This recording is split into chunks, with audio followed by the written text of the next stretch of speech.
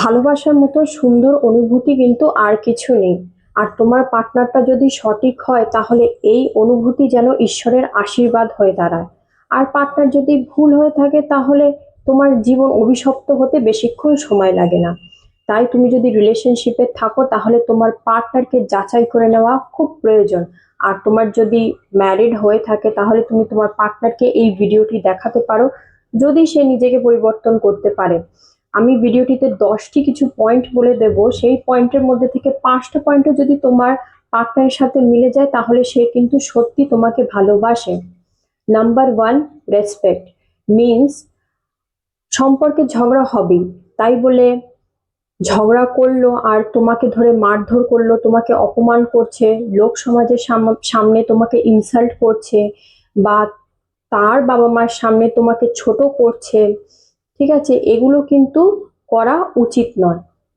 তুমি একটা কথা ভাবো, আমরাও তো মা বাবাকে ভালোবাসি, তা ঝগড়া হলে রাগের মাথায় কি আমরা বাবা মাকে মেরে ফেলবো বা বাবা মাকে গালাগালি দেব?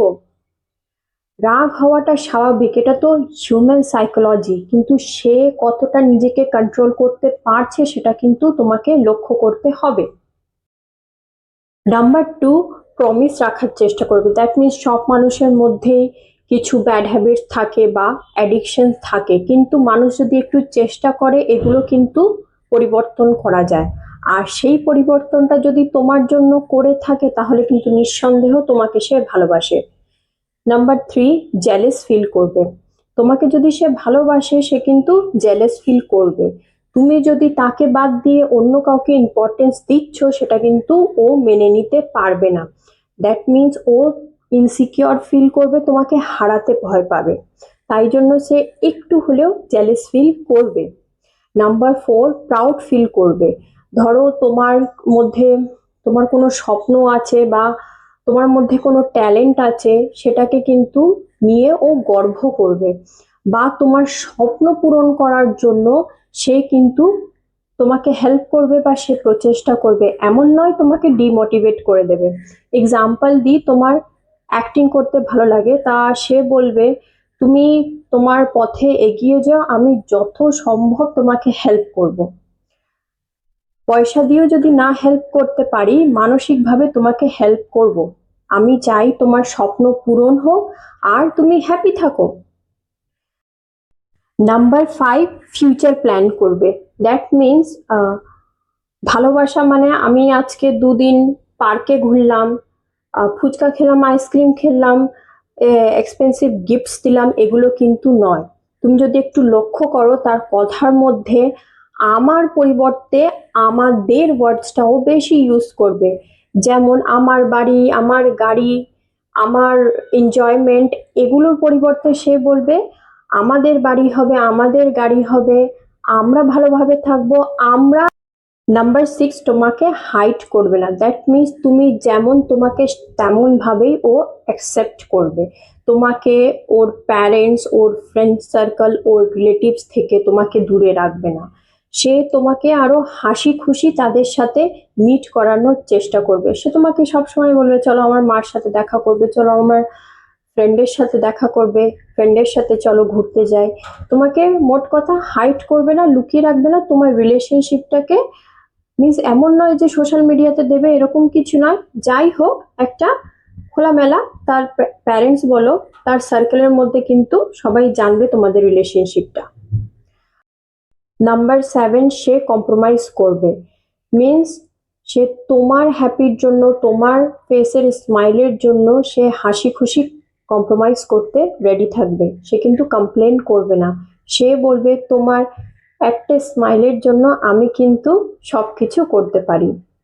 নাম্বার 8, তোমার সাথে সময় কাটাতে চাইবে। দ্যাট মিনস যতই তার বিজি স্কেডিউল থাকুক না কেন সে কিন্তু তোমার সাথে সময় কাটানোর জন্য ঠিক সময় বার করবেই। এমন নয় যে সে বলবে যে আমি তো সময় বের করতে চাইছি কিন্তু কি করবো, আমি এত বিজি। না, এটা কিন্তু সে শুধু মুখে বলবে না, তার অ্যাকশনে তুমি বুঝতে পারবে সে তোমার সাথে কোয়ালিটি টাইম স্পেন্ড করতে চাইছে, ভালো মেমোরিজ ক্রিয়েট করতে চাইছে। নাম্বার 9, সে স্নিগ্ধতার সাথে তোমাকে ছুতে চাইবে। দ্যাট মিনস দেখো, স্পর্শ আর সেক্সের মধ্যে কিন্তু বিস্তর পার্থক্য আছে। তোমাকে সেই স্নিগ্ধতার সাথে আদর করতে চাইবে, হাগ করতে চাইবে। বুঝিয়ে বলছি, তোমার বাড়িতে পোষ্য আছে, তাকে তুমি আদর করো না? তুমি একটা শখের গাছ লাগিয়েছো, তাতে ফুল হয়েছে, তুমি সেই গন্ধটা নেওয়ার চেষ্টা করো না? তাকে স্পর্শ করো না? তুমি তাকে নিশ্চয়ই হার্ট করো না? তাহলে স্পর্শ তো প্রত্যেকটাই সম্পর্কে থাকে।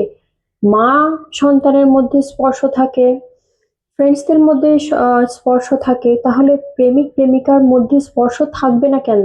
কিন্তু সেই স্পর্শ যেন হয় শীতল, নির্মূল আর স্নিগ্ধতা যেন থাকে তার মধ্যে। যে স্পর্শ হার্শ হবে সেটা কিন্তু ঠিক নয়। তোমাকে বুঝতে হবে তোমার সুযোগের সদ্ব্যবহার করে সে যেন তোমাকে ব্যাড টাচ করে ব্যাড ফিলিংস না দিয়ে যায়। নাম্বার 10, তোমার ইচ্ছার বিরুদ্ধে গিয়ে কোনো কাজ তোমাকে প্রেশারাইজ করে করতে বলবে না। যে কাজটা তোমার পছন্দ নয়, যে কাজটা তোমার সাধ্যের বাইরে, সে কিন্তু তোমাকে কাজটা করার জন্য প্রেশার দেবে না। অনেক সেলফিশ পার্টনার বলে যে তুমি এই কাজটা করো না, তার মানে তুমি আমাকে ভালোবাসো না। যে এইসব মন্তব্য করে পার্টনারকে ম্যানিপুলেট করে, তারা কিন্তু তার পার্টনারকে ভালোবাসে না। তোমাকে এটা বুঝতে হবে। আচ্ছা, ভিডিওটি এখানেই শেষ করছি। ভিডিওটি ভালো লাগলে একটা লাইক করবে, কমেন্ট করবে, চ্যানেলকে সাবস্ক্রাইব করবে। ভালো থাকবে, সাবধানে থাকবে।